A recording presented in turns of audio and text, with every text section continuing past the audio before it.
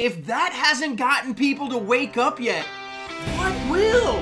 Wake up and realize these people don't care about you. The Libertarian Party is the only party that actually cares about your rights to liberty and freedom.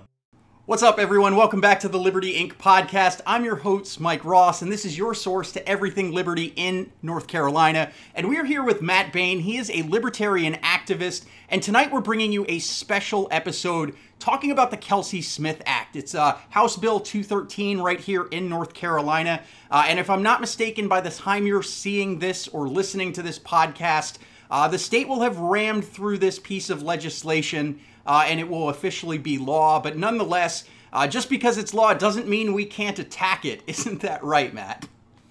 That's exactly right. And thank you again for having me. I appreciate it. Yeah, man. Thanks for making some time, fighting through injury to make it here. Everyone may not know, but we were trying to get this podcast released a couple days before the Kelsey Act became a reality. And instead, we're going to be kind of attacking it the day of, right? July 1st. So, Matt, I know, I'd consider you a libertarian activist. You're looking at, bills, looking at them through the lens of a libertarian. I know that, from our previous conversation that we had kind of off camera, that Spike Cohen really brought you into the movement.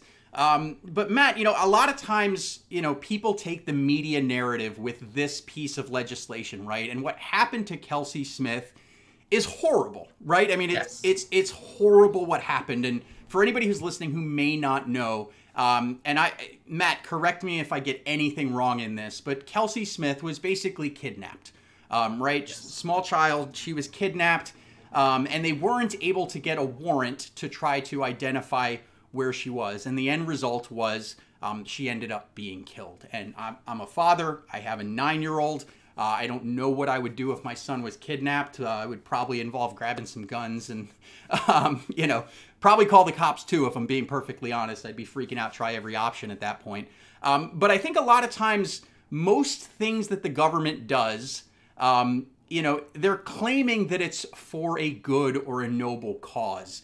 But, whether it's a bill that's disguised in the form of 6,000 pages with junk thrown in it, or even a short bill like this, because House Bill 213 is only 2 pages, there's a lot of things that people I don't think are thinking about what this act will do in the real world. So Matt, I know you've put a lot of thought into this. Why don't you kind of help us start understanding what are some of the problems of this bill? And if I can kind of put your fortune teller hat on for a minute, how will the state abuse this power, in the coming decades? So, ooh. So let me preface again by just saying thank you again for having me. Yeah. This is one that I'm particularly passionate about.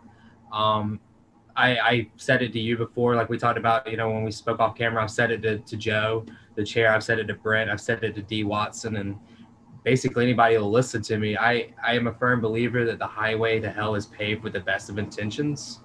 And this is a perfect scenario of that. I mean, what happened, like we just talked about with Kelsey, it was terrible. It was horrendous.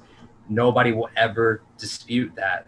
I hope that wood chipper feet first is the outcome. No doubt. But that doesn't mean that we have to be the 28th state to be further controlled and pushed under the thumbnail.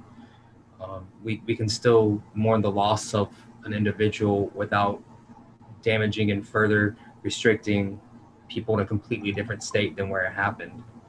Because when it takes effect July 1st, we will officially be the 28th state that approved this bill. One of the main issues, especially when you talk about the fortune teller hat, is, again, since the road to hell is paved with the best of intentions, that, this will wind up just damaging further cop morale with situations where, since we talk about imminent, threats or imminent risk of harm, what happens when we have a suicide watch person and, you make a call on it, you have 6 cops that just kick in your door with a guy that's already, on the edge, instead of doing a better route with intervention or crisis control with, trained professionals that aren't being pushed to the brink that our police officers are already being pushed to. to wind up damaging the morale and, you know, getting officers hurt in a situation that could have been just completely avoided.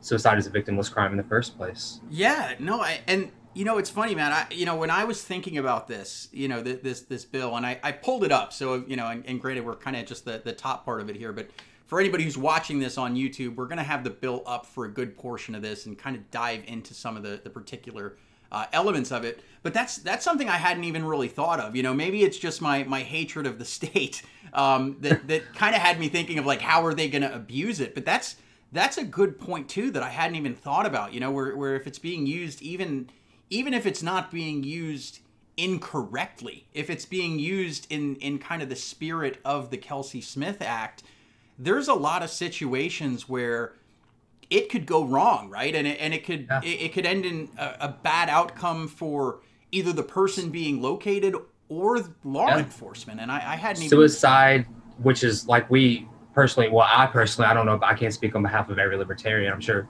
you know, libertarians like to fight amongst libertarians, but personally I see is a victimless crime. So now we took a victimless crime and we turned it into death by cop.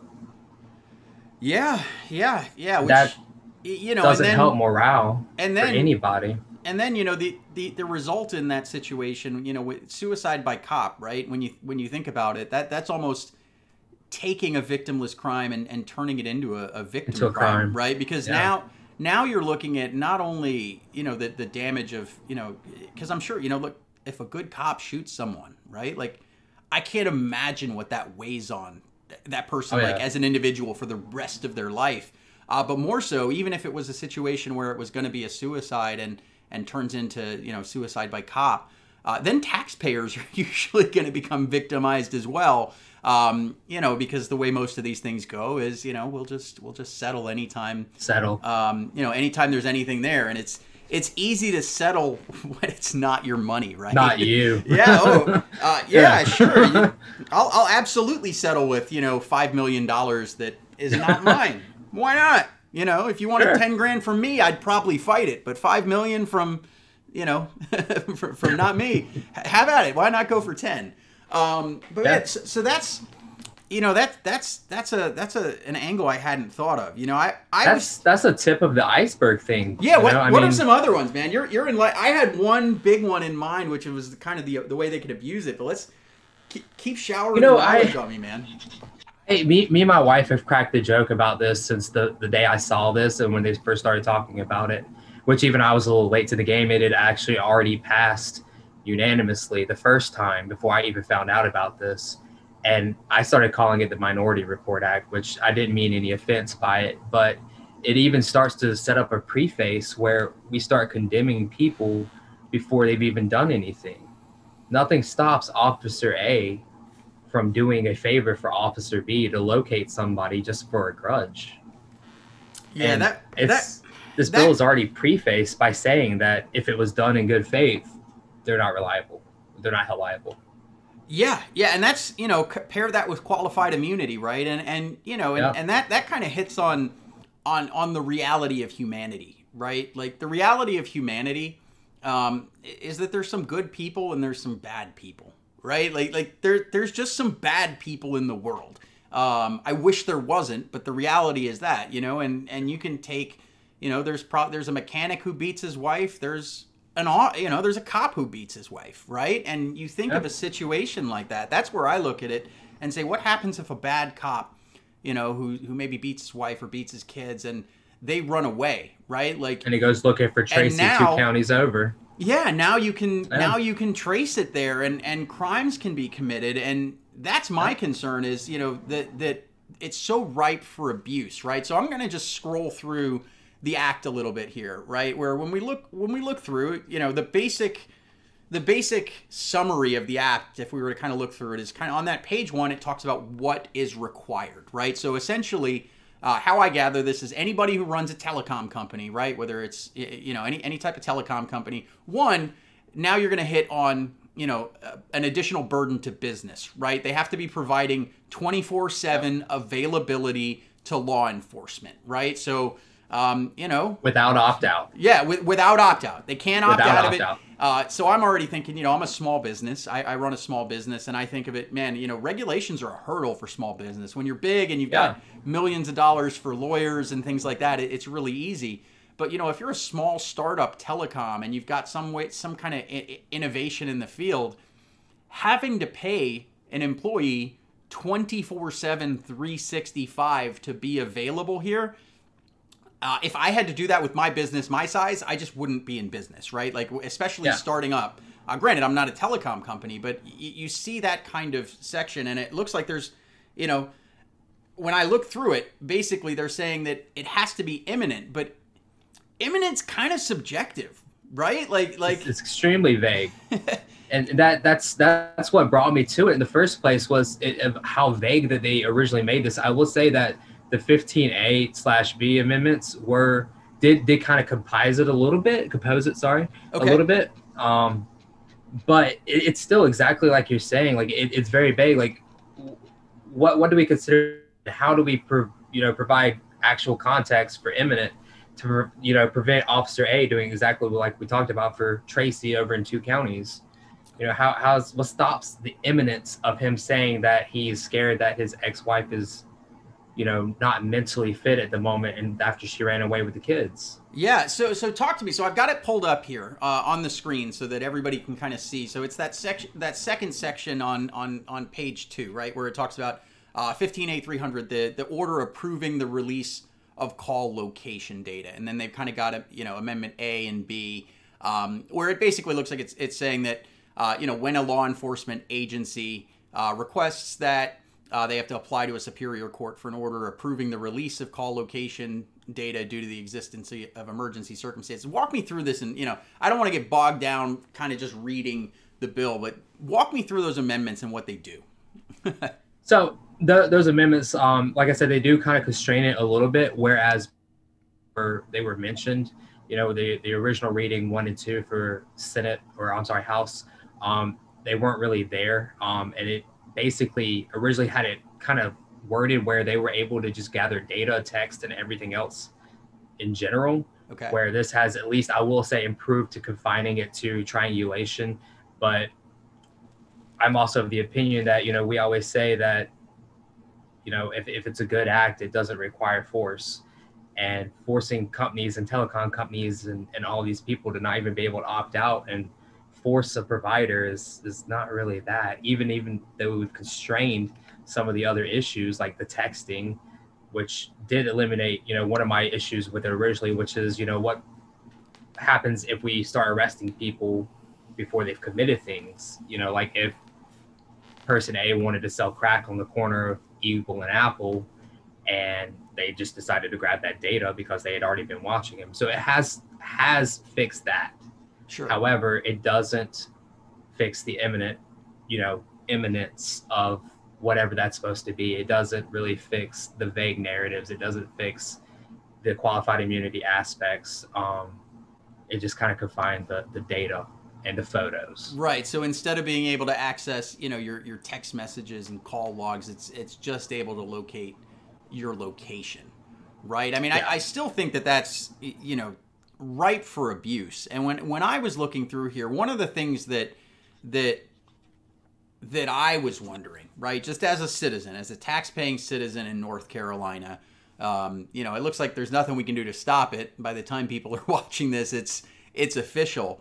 But one of the things that I would want to see when I see this sort of power grab by government is accountability, right? Like something to say, every time this system is used, whether it's used legitimately, whether it's used and then a court throws it out, right, and says, oh, there wasn't enough to warrant using this, I would want to see public release where it says this, and granted, I know that maybe, there's a time thing, right? Like if you have that 72 hours to get a judge to rule on it, maybe you don't have to release it within that 72 hours. You let it go through, maybe even give them an extra week. It's 24 hours, so yeah. To me, something like every time this is used, the only way we can have any accountability or even the ability to, transparency. yeah, is transparency, right? Like what if, what if that, you know, what if a dirty cop uses the system to find out, you know, that his ex-wife is somewhere here, and, you know, doesn't even, you know, try to arrest or do anything like that, so it never goes before a judge. Would we as a public know, right? Like, and if we wouldn't know, to me, that's a big problem with the bill. And, you know, I know you've been following it. Is that something that anybody had like brought up or, you know, debated, or is it just, hey, this is a good-natured bill, let's ram it through unanimously? So it actually it was actually voted unanimously and 4 others. It was all yes and 4 others. However, the only thing that is even remotely comparable to what you just said is that the data is required to be sent to the SBI of, you know, North Carolina. Okay. And they just, if there's an emergency update for anything, it just has to be updated by the 15th of June every year. That's about it. So essentially, the safeguard against cops abusing this power is cops. I mean, is that the safeguard? Like, if a local police department decides to use this, it's basically like the state cops that investigate them. Basically. Yeah. Which, you know, if you've been living, you know, longer than a couple of days, I'm sure some things will pop to your mind where, you know, cops tend to protect cops. Other cops. You know, they tend to protect cops, even bad cops, which that's, you know. Oh, they even seem to protect their, you know, their jail workers. I mean, come over to Harnett County for a week. Is it? Yeah, I mean, I just think of that and I wonder, like, why do they think that, like, we don't have a right to know? Because, you know, I'm a regular guy. You're a regular guy, and our minds can go to, well, boy, some accountability would be nice for that. I would think, you know, with the people who are politicians signing off on these things, you have a, you know, a good swath of them who are lawyers and educated, intelligent people. You know, why has there not been one person who just thought, hey, you know what? This bill could use some accountability. Why don't we build some accountability? Like, it to me, it doesn't seem like you and I have stumbled upon some, like, brilliant idea that you know, we never conceived. Yeah, I mean, it seems to be a pretty common sense type of thing that you would look through. But have any of the politicians talked about that, or is, you know? Well, ironically, 2 of the main sponsors of this are former law enforcement, one of which was, you know, former sheriff of his county. So cops want more power for cops. Shocking. Yeah. Okay. The other one was just a Republican, a female Republican senator that she just had, you know, her years of terms in for House. But 2 of the other primary sponsors are former law enforcement. If that makes any sense to this. Yeah, and I mean, I have family and friends in law enforcement, right? But, you know, you would think, looking at 2020, right, where you know, and as libertarians, you know, it's sometimes fun to just kind of point out the hypocrisy of both Republicans and Democrats, right? Like, we look at it and we're just, I get a kick out of it, like, on a personal level sometimes. But I would think, you know, we had a whole year of half of the uniparty, you know, calling for things like defund the police, right? And, you know, as you know, either an anarcho-capitalist or a lot of libertarians even are like, yeah, you know, hey, maybe we should take away military weapons from the police and roll things back. But here we have something, you know, I saw something there where you look at the actual, like, police budget under the Biden administration, and it's gone up. So, like, the rallying cry was defund the police. Now we're just going to throw a bunch more. Or even more at it. There. But I would think, especially with the uniparty fighting, like, if Republicans were pushing this bill through, which, you know, we've already determined we don't like the bill, you would think that coming from the momentum of defund the police, that maybe some North Carolina Democrats would be, you know, reaching out to North Carolina. Hey, you know, we're granting a lot more power to the police. And, you know, even though we're wording it nicely, I mean, you're giving them surveillance state powers. I mean, And it's Snowden's home state, no less. Like, that's the part I think that upsets me the most, is the sheer irony of passing this in Snowden's home state. Like, come on. Like, this dude literally became a fugitive for you guys. Like, and you turn around and just do this in his own home state, in his backyard. Yeah, it's so I know this is, this is probably a silly task, right? But we're sitting here looking at a bad bill, right? We're just a couple of regular liberty-minded individuals who care about freedom and personal liberty and privacy and being able to live our lives mostly free of government interference. Let's go through a little exercise if we can. How do we make this bill better? Like, I would say, hey, don't make a new law in the first place. But if we say, hey, that's off the table, we have to kind of put our minds in we got to play this political game. How do we make this bill better? What would your, top 2 or 3 things be that you'd want to see to make this bill better? So obviously, like you said, the anarcho-capitalist side of me wants to say that we already have way too many bills and laws as is. So no, right. Just a general no. Yeah. However, in the realistic answer and sense of it, I would say that there really, really, really needs to be an opt-out system for service providers. If it's like I said earlier, like we always say in the party, good ideas don't require force. If it's really such a great idea that you want to stand behind, then why are we forcing them to comply in the first place? That would be a huge thing. It should be an opt-in service that would also not require businesses like, for example, even something as small as a local Triangle Wireless or a Boost store to not have to have somebody on call all the time for this. Yeah. And secondly, okay, I would say it still needs to go further in depth on that imminent threat for situations like we talked about, with the tip of the iceberg and, it happened to be a suicide patient, things like that we can narrow things down. I understand using this for bombs. If somebody were to ever call in a bomb threat at, a school or, a mall, and we have a pretty clear picture of a perp, I understand it. I 100% get it. Or, I have 2 kids myself, a son and a daughter. If my daughter was kidnapped and something similar, God forbid, ever happened, like for her, I can understand the use of this for that, but nothing outside of that. Yeah. At all. Yeah, I mean that's when I look through these things, and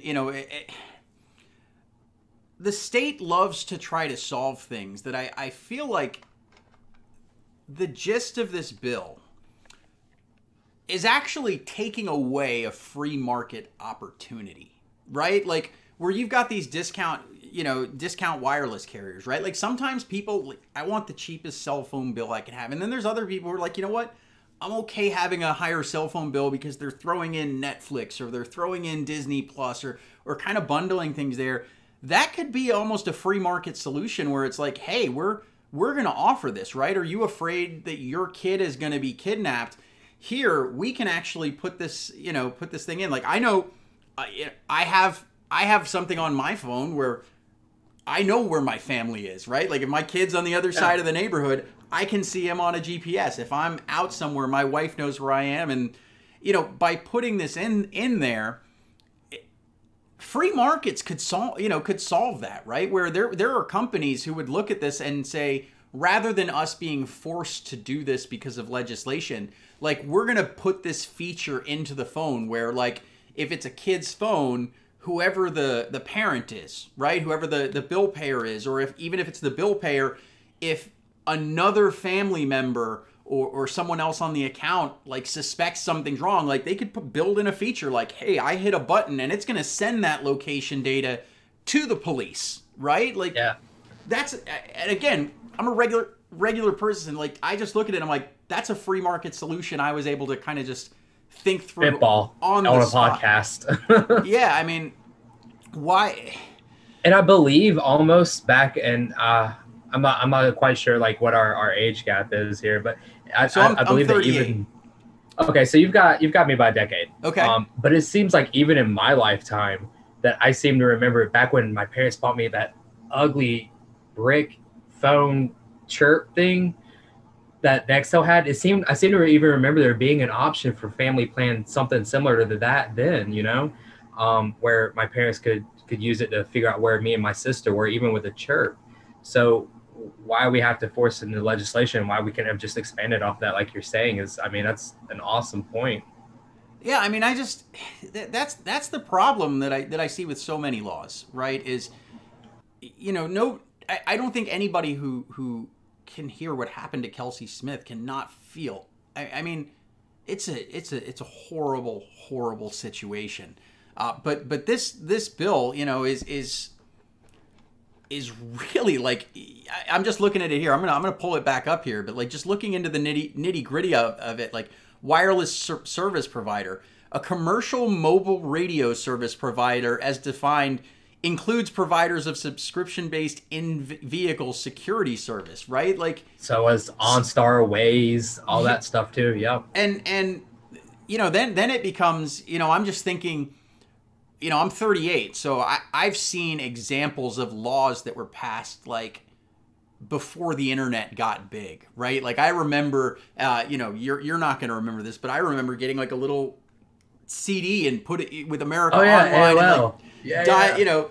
And dealing with that, and like that was like my first, 6, 7, 8 years on the internet. That's what it was. And you look at the laws. Killing my grandma's phone time just so I could talk on IM to my wife, ironically. Yeah, I remember those days.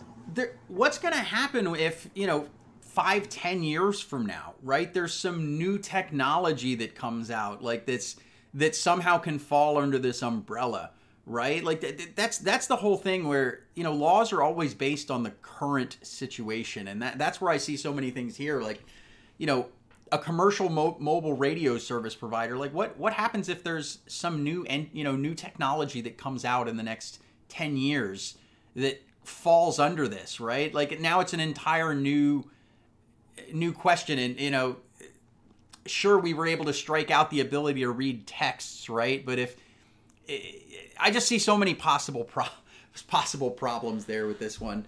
I agree. That's kind of my thought is, I think we, the citizens, really need, in my opinion, to have a right to know what our government is doing. And particularly law enforcement, right?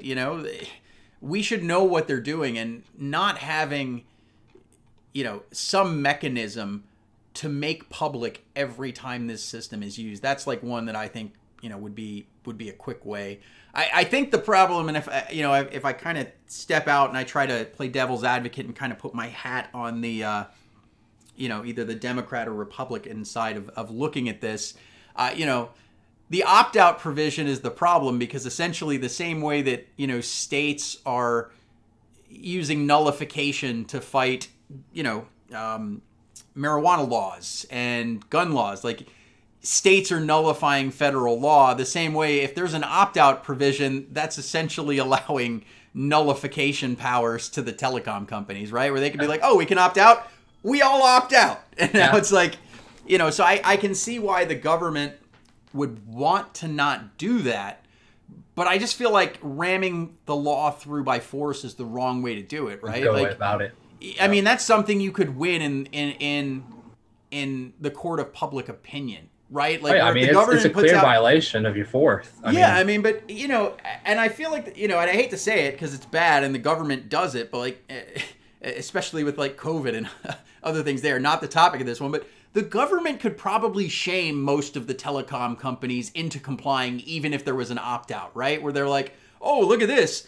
T-Mobile is okay. T-Mobile is on board with saving kids from being kidnapped, but Verizon doesn't, Verizon's opting out. Verizon must want, and none of this is happening in case Verizon or something tries to get me for defamation. Like if the government came out and like, if some of the major carriers were on board, and even if like some of the smallers, if like 5 smaller carriers were on board, but one wasn't, I feel like the government could probably just take on a PR campaign, go to local media, have all the news stations coming up, and then the company's going to look at it and be like, man, if we keep opting out, this is bad for business, right? So we're gonna now comply, which, you know, then you argue the case of like, you know, is that coercion, and is that still force? But at least it's less, you know, less forceful than you have to do it, right? Yeah.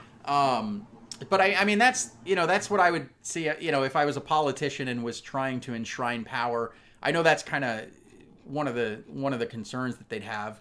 But with this one, you know, what is next, right? Because that's kind of one of the things that I see is power grabs tend to be gradual, right? Like where you mentioned, you know, Snowden, like the stuff that we found out our government was doing when Snowden was a whistleblower to now, it's not like the government was like, oh crap, we got caught.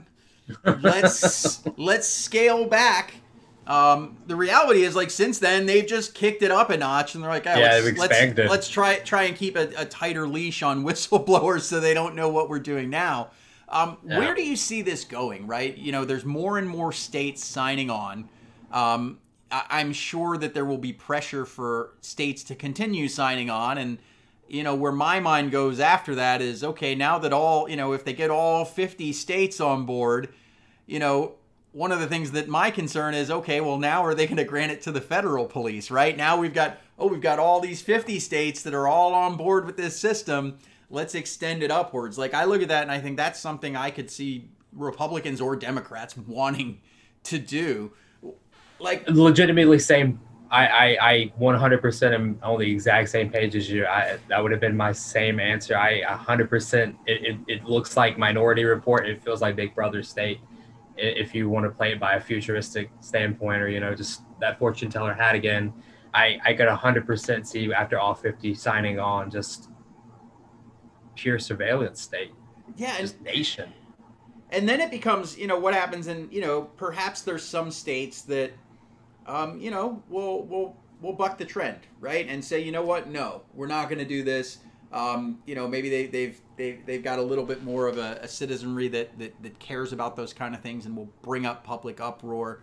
But there's nothing in the law, right? It's a state law. It's being implemented all at the state law.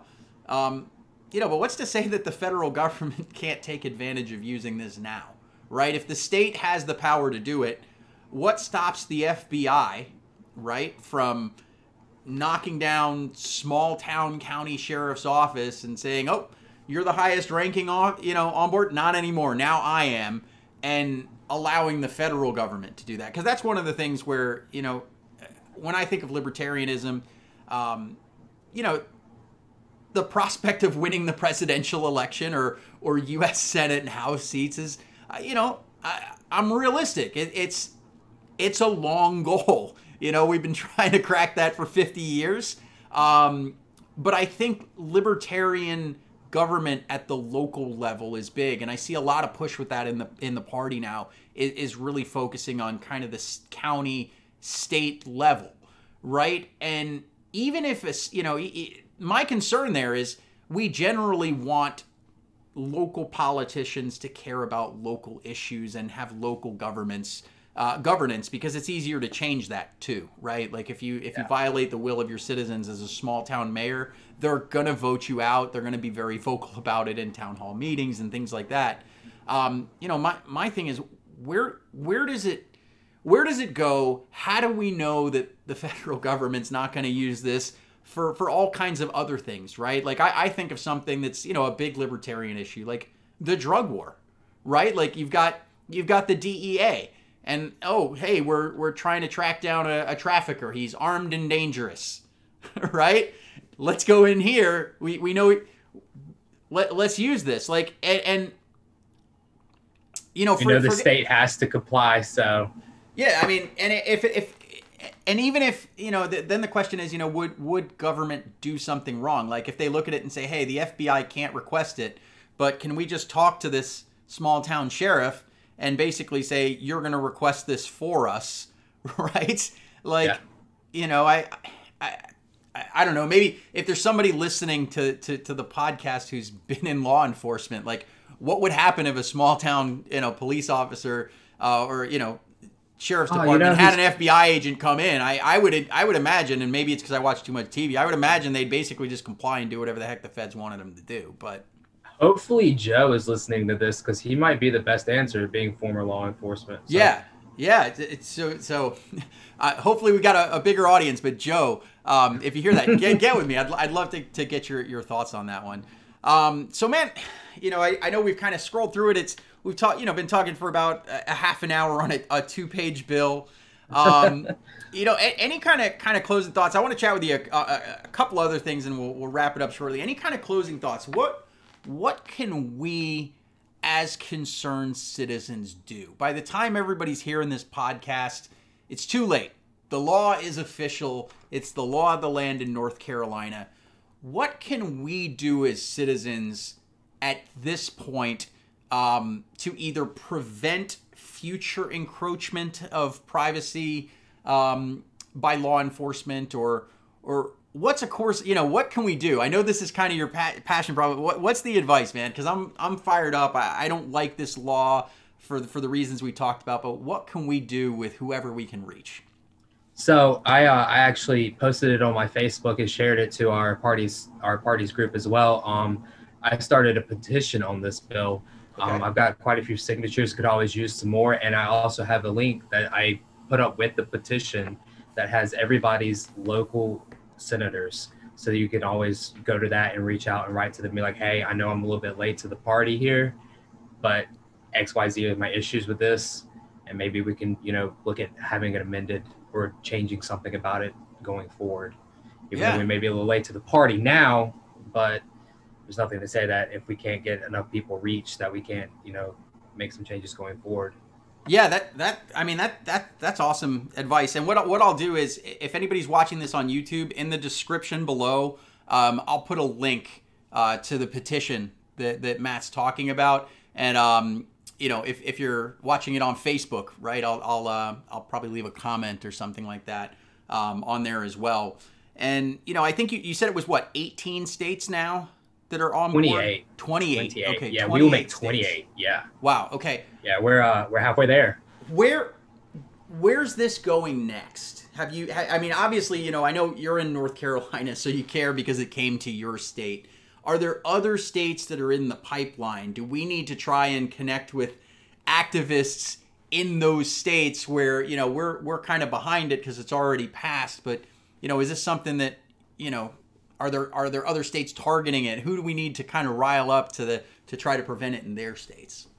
So last I heard, Kansas was the first that did it, and it's kind of just made its way, trickled towards the East Coast since then.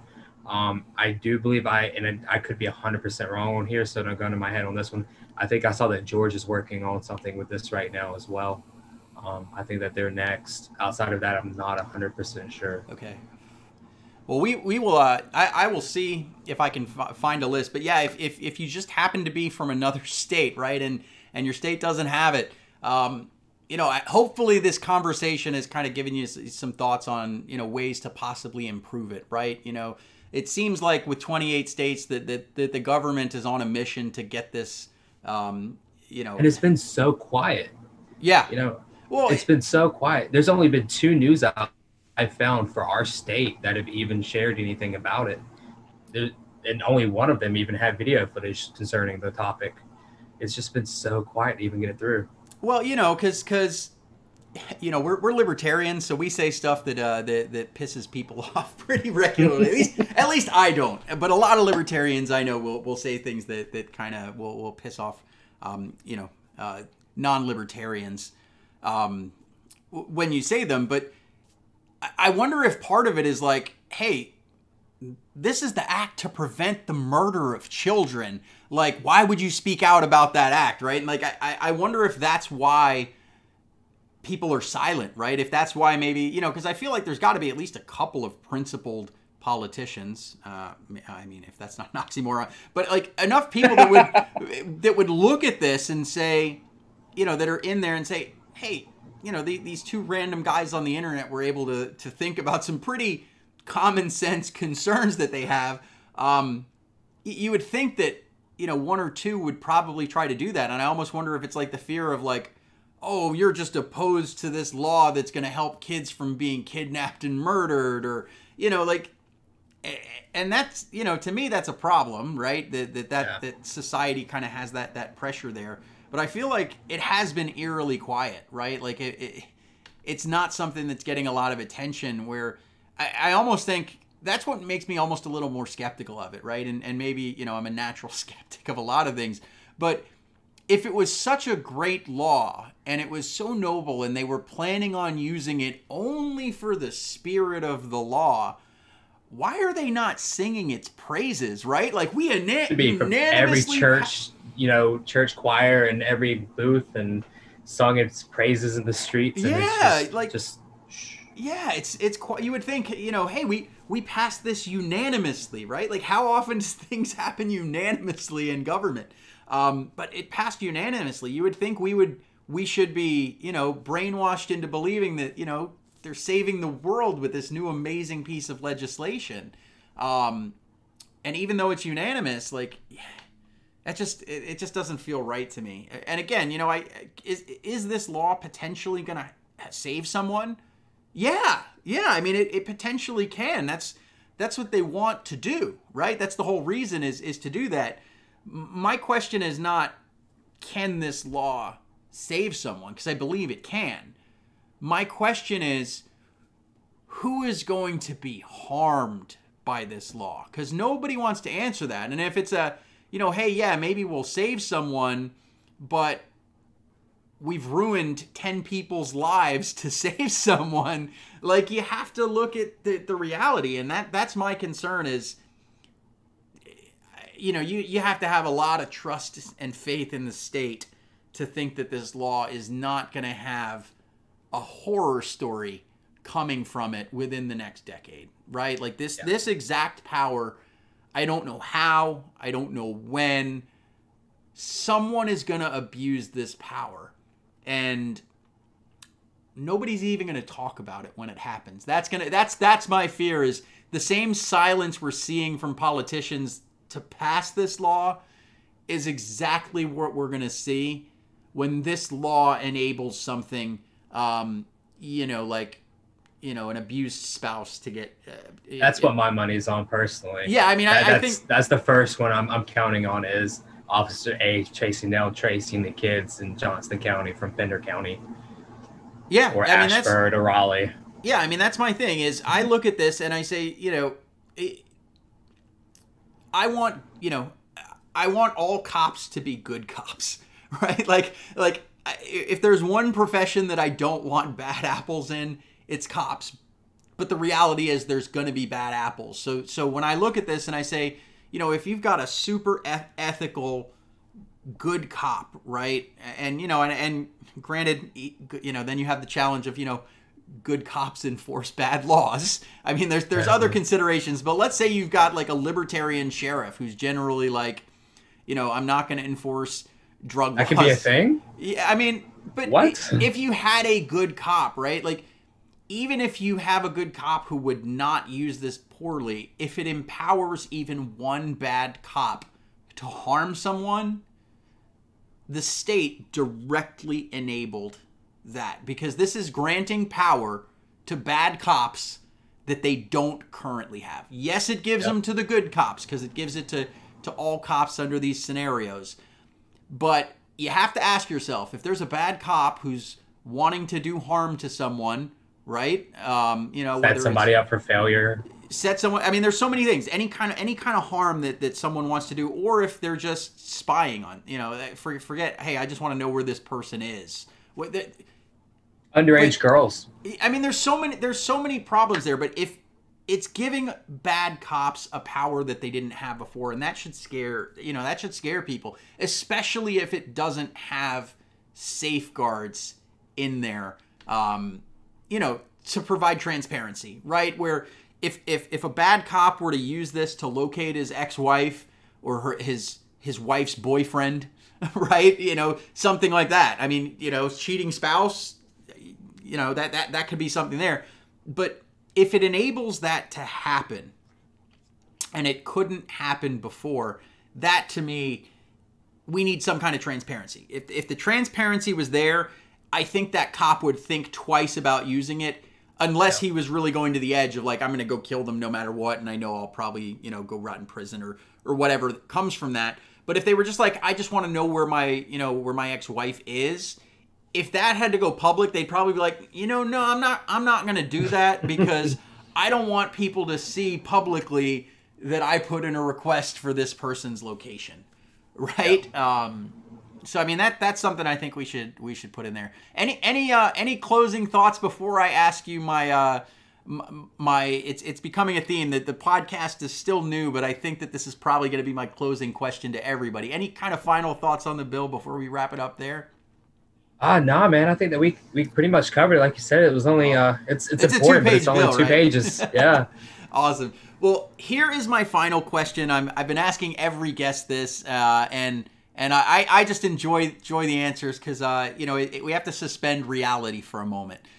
You know, as a libertarian, we're generally against authoritarianism and totalitarianism and dictatorship. But I want you to throw all of that out the window for just a moment, Matt Bain, and I want you to put on your dictator cap. Okay, so you are dictator for a day, but unlike a genie granting you 3 wishes, you only have the stroke of a pen to do one thing. What is the one thing? It could be creating some kind of new law. You know, I've heard all kinds of answers, but you are a dictator for a day. You have the power of the pen to do one thing. What is it that Matt Bain, dictator for a day, does? I like this question. I've never really ever thought about this before. I like it. With the stroke of a pen, I would have to write that when I die as a dictator, no more dictators, period. Ooh. For wherever I'm ruling. Just that's it. When I'm gone, we're done. Okay. Start anew. Boy, you know, if it had the power, I think that would be great. If like you could end dictatorships. Just my fear is with my death starts ends dictatorship and monarchism or totalitarianism. With my death starts, republic or democracy. You know, if everybody knew that was the case, I fear that there would be some libertarians violating the non-aggression principle to make sure that you died faster, just to end dictatorships and totalitarianism. You're probably right. Around the world. I probably would turn myself into Caesar on that one. Yeah. But no. I think, man, that is probably the one of the more unique answers there, and I like that. It's what I've never. I've had, I'd end the drug war, that's a good one. End all future authoritarianism. Either that or we're going back to the barter system. Like it would be one of the two. Like we're done with fiat. We're going back to barter system, one or the other. I'd be good with either of them. Well, Matt, thank you so much for coming here on the podcast. This one is releasing a little early, so podcast listeners, we are going to get back to our normal Sunday at 6 o'clock, and this upcoming episode is going to be Travis Grew. He's the chair of the Wake County Libertarian Party, the largest county affiliate in the state. So we will see you Sunday, 6 o'clock. Thanks so much for watching. We'll see you next time.